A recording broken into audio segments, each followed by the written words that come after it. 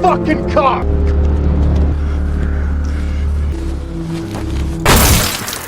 Wait, fucking what? At the start of the film, Harry wakes up in bed and stares at an old photograph. He gets up, uses his asthma inhaler, and eats breakfast alone with bread and jam. Afterward, he quietly washes the dishes. A woman screams outside, but Harry only glances out the window and ignores it, since it happens often in the neighborhood. He then finishes getting ready and leaves the house. Walking alone through the streets, he passes a tunnel filled with lively music. He checks his watch and keeps moving. Harry visits his wife at the hospital. He gently touches her, but she is in very poor condition and does not respond. Later, he sits in a bar, where Len soon joins him. They start a game of chess. When Len asks about Kath's condition, Harry admits her health is worsening, and she may not even notice his visits. Len, however, believes she does. Nearby, a few addicts exchange drugs in the shop. Len grows irritated and complains that everything is getting worse, but Harry seems indifferent. At night, Harry hears a loud banging noise. He looks out the window and sees a group of thugs vandalizing a car. The owner rushes out to defend it, but is beaten badly. Around midnight, Harry receives a phone call. His sleepy face quickly turns to shock. He runs out into the rain and makes his way to the hospital.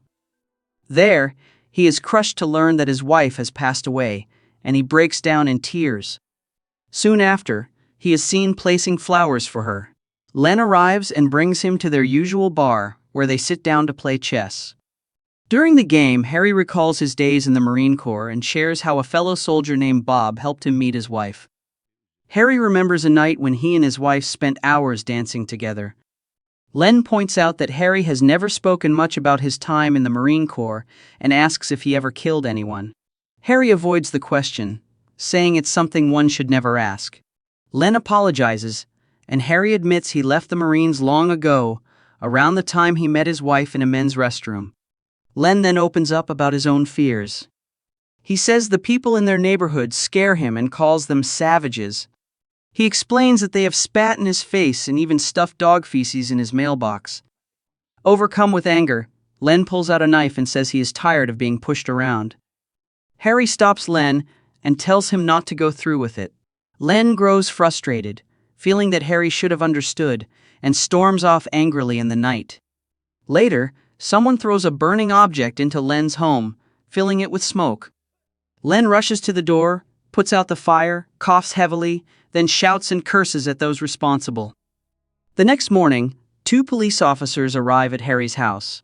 They enter with a serious look and ask to sit down. During the conversation, Harry learns that Len was involved in a serious incident the night before. The police delivered the sad news that Len had died. Harry was shocked and wondered how it could have happened. The officers explained that Len had been attacked and found on a deserted street. Harry told them that just the day before, he and Len had played chess, and Len had complained about some kids without mentioning names. When the conversation ended, the officers left, and Harry broke down in tears over the loss of his friend. One of the officers, Alice, was new to the area. When her partner asked why she had chosen this assignment, she stayed silent and gave no answer. Later, Alice and her partner went to the home of a young man named Noel with a search warrant. Noel, who looked like an addict, immediately insulted Alice. The officers arrested him on suspicion of murder. His mother broke down in tears and screamed, so Noel asked if he could speak to her to calm her down. When Alice agreed, he told his mother to call his uncle for legal help. Besides Noel, Alice and her partner also arrested 4 other thugs suspected of being involved in the murder. When questioned, the men refused to cooperate and even claimed not to know who Len was. Among the suspects, Mark looked nervous but denied it when Alice questioned him. Dean, who was clearly high, also refused to cooperate.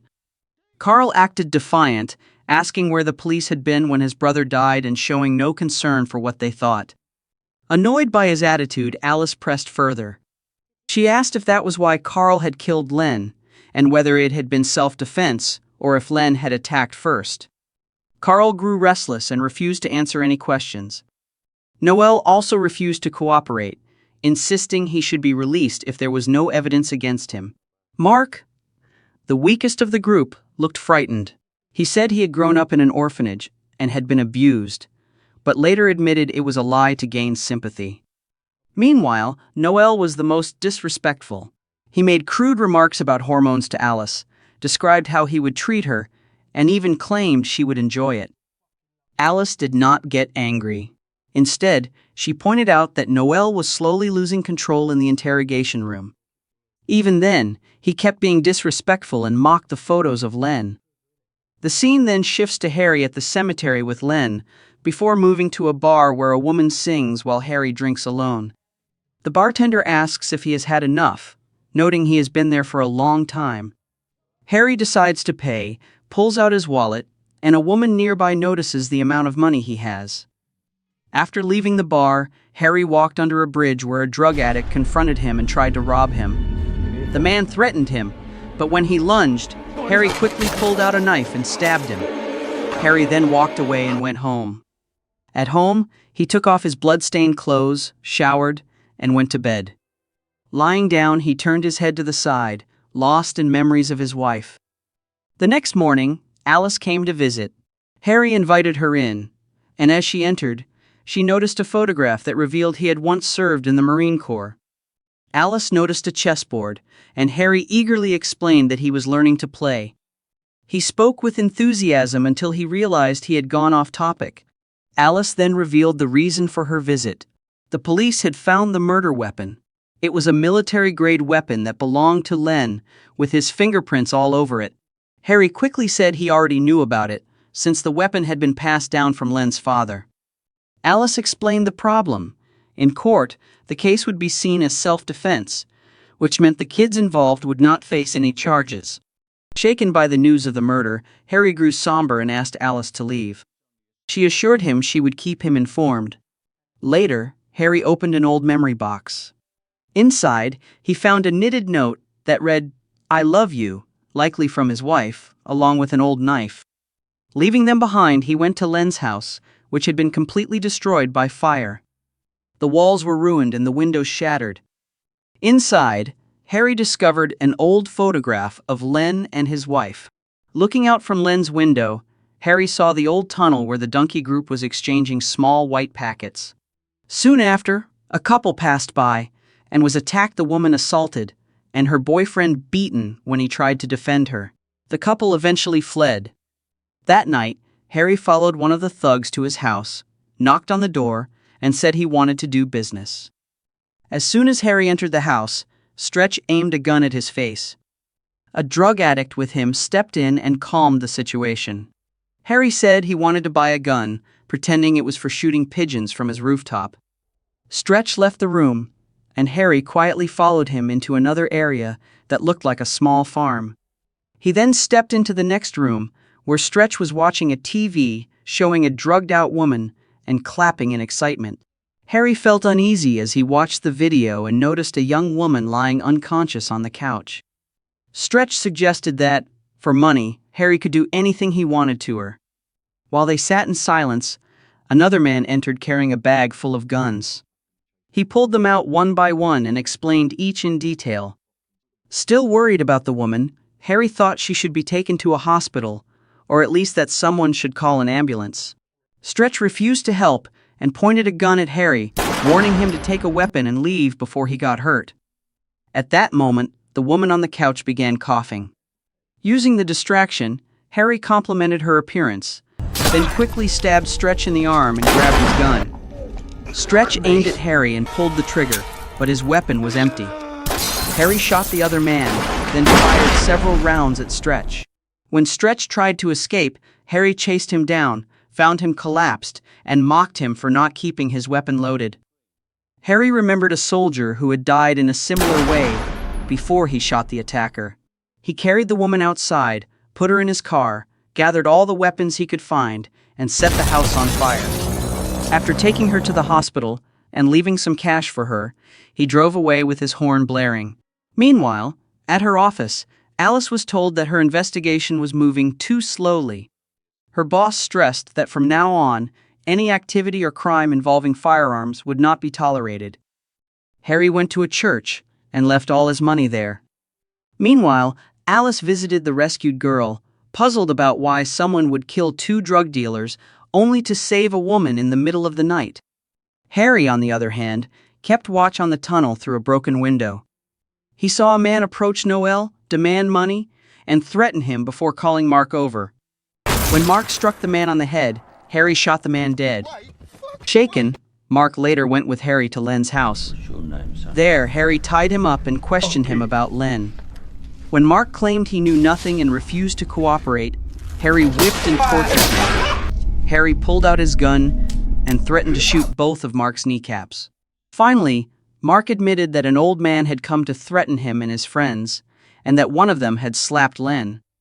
Harry didn't believe him, but Mark insisted he had recorded everything on his phone. Harry took the phone and watched the video. It showed his best friend being brutally murdered by a gang. He then demanded to know who had stabbed his friend. The scene shifts to Noel kissing a woman, surrounded by other couples making out under the tunnel. Suddenly, Noel sees Carl limping toward them, crying and warning about a man with a gun. A group of thugs pull out their weapons and move toward Mark. One of them panics and fires wildly, accidentally shooting Mark. From the other side, Harry steps in and kills both Mark and the gunman. Noel runs away, and Harry chases him, but an asthma attack causes Harry to collapse and lose consciousness. Before falling, he throws his gun into the river. Harry woke up in the hospital where Alice and her team were waiting. They asked if he had noticed anything unusual near the tunnel, but a nurse interrupted and told them to leave. Later, Alice and her team found the place where Harry had been. Convinced that he was behind everything, Alice went to her superior to ask for permission to track and investigate him. Although her superior did not believe her, Alice remained firm in her suspicions. Later, her superior informed Alice of her promotion and told her to take the weekend off. That night, police raided a building and arrested many addicts. Some fought back violently, while others tried to escape but were caught. Meanwhile, Harry woke up, removed his IV, and left the hospital as chaos spread through the streets. Alice told her partner that Harry had left and might be going after Noel. Her partner replied that, even if Harry meant well, Noel was still a serious threat. Even so, he decided to go. While they were driving, a rioter threw paint at their car window, causing the vehicle to lose control and crash into another. Alice's partner was badly injured. At that moment, Harry arrived. He rescued both of them and took them to a bar. Sid, the bartender, quickly called for an ambulance. Crying, Alice asked Harry where this would all end. She revealed that Sid was Noel's uncle and warned that if Harry killed Noel, Sid would take revenge. Hearing this, Harry went down to the basement and aimed his gun at Sid.